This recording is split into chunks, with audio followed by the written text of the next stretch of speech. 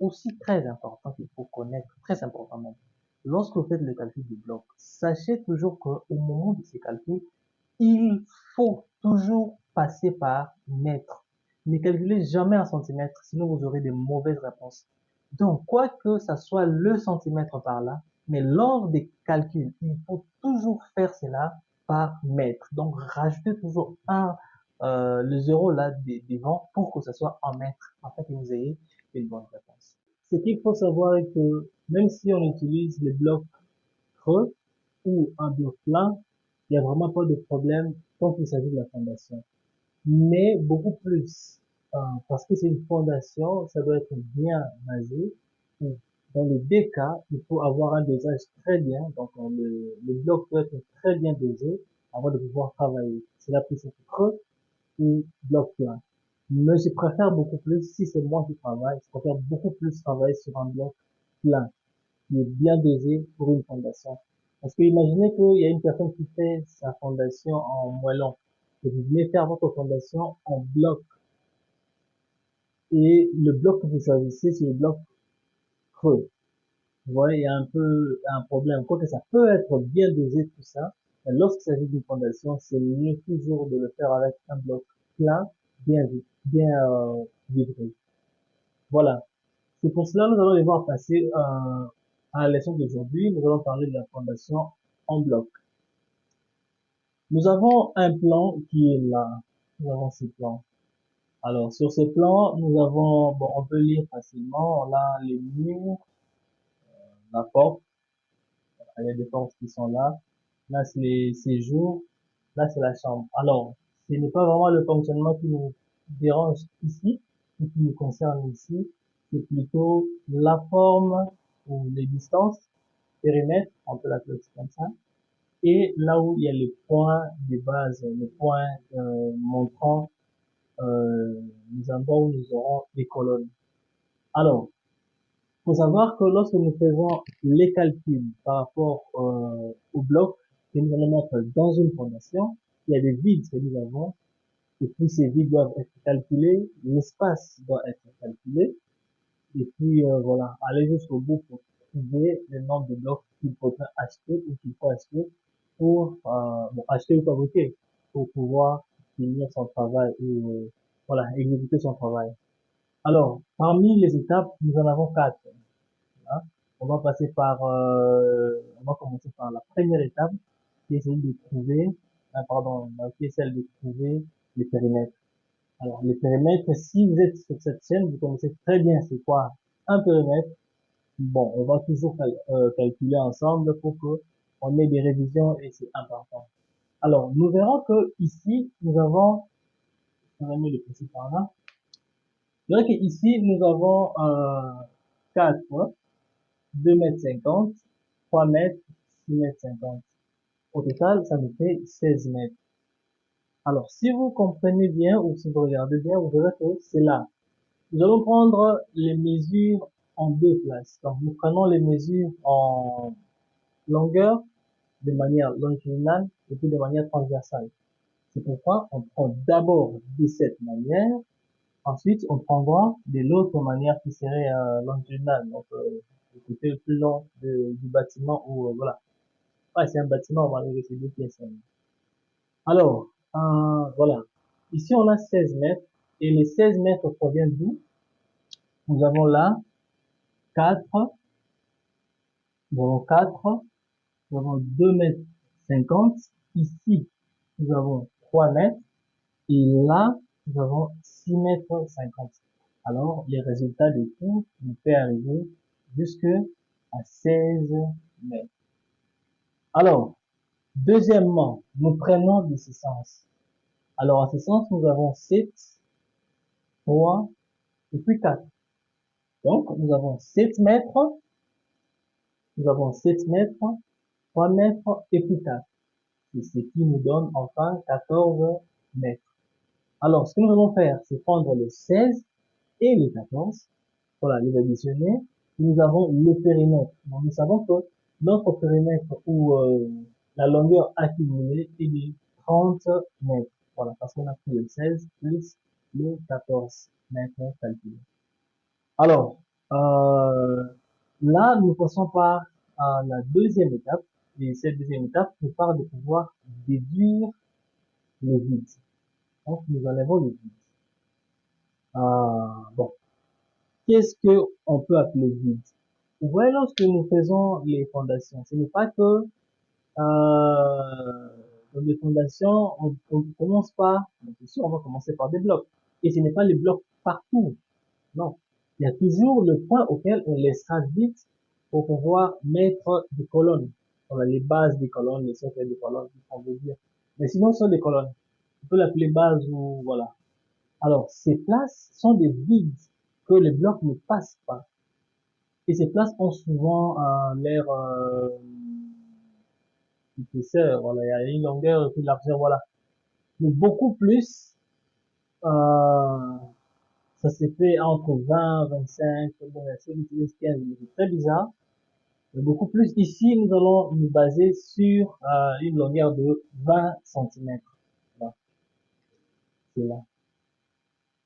Longueur de vide. Donc, un seul vide prend 20 centimètres. Alors, ce qu'il faut voir maintenant, c'est combien de vides nous aurons dans les bâtiments pour savoir ce que ça peut nous faire comme une longueur accumulée des vides. C'est pourquoi nous allons faire ici, nous allons voir le noter, le côté.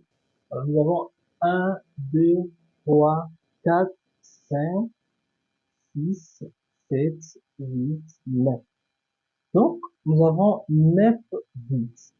Dans les 9 vides, nous prenons le 20. Nous savons que un vide nous fait 0,20 mètres. Alors, c'est ça, nous voyons ici, nous avons 0,20. Nous multiplions cela par 9 parce que nous avons 9 vides.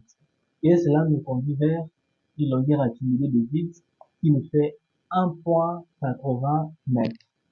Alors, et nous allons maintenant prendre, parce que nous sommes en train de déduire, voilà, donc nous enlèvons dans la longueur accumulée générale. Voyez. Donc on enlève, c'est pourquoi nous prendrons 30.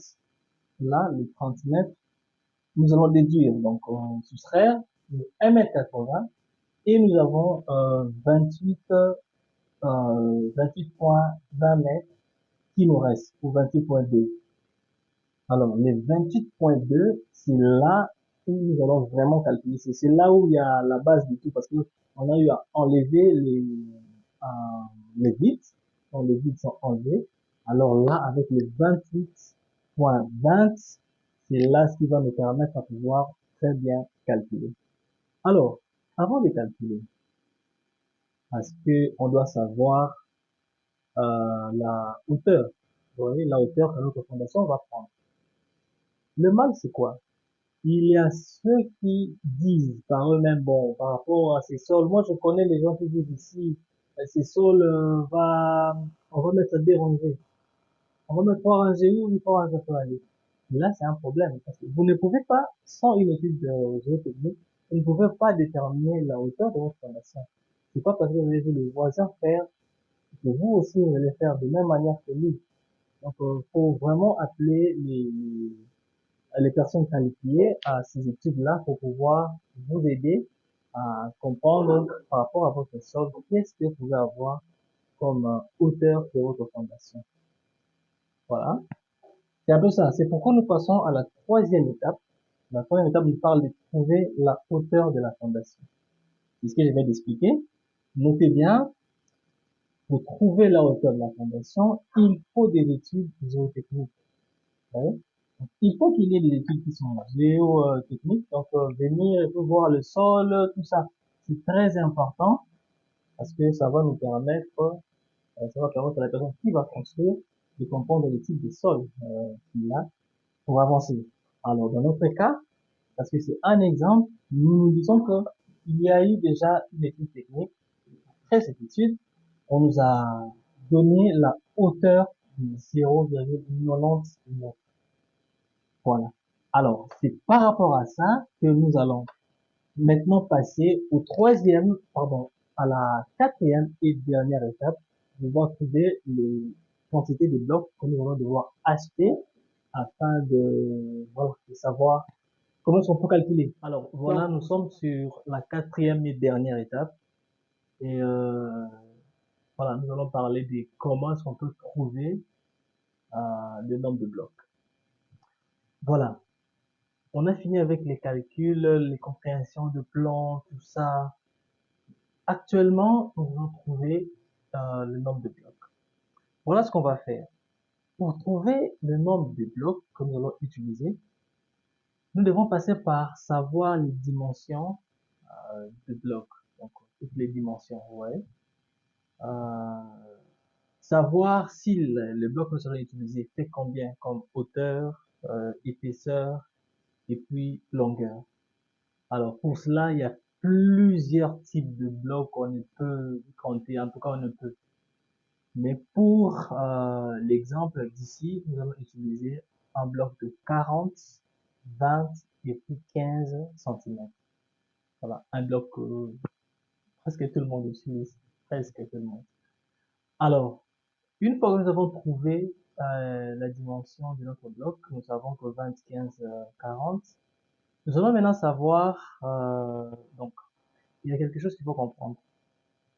Il faut prendre la longueur avec la longueur et la hauteur avec la hauteur lorsqu'il faut travailler ou calculer la quantité de blocs.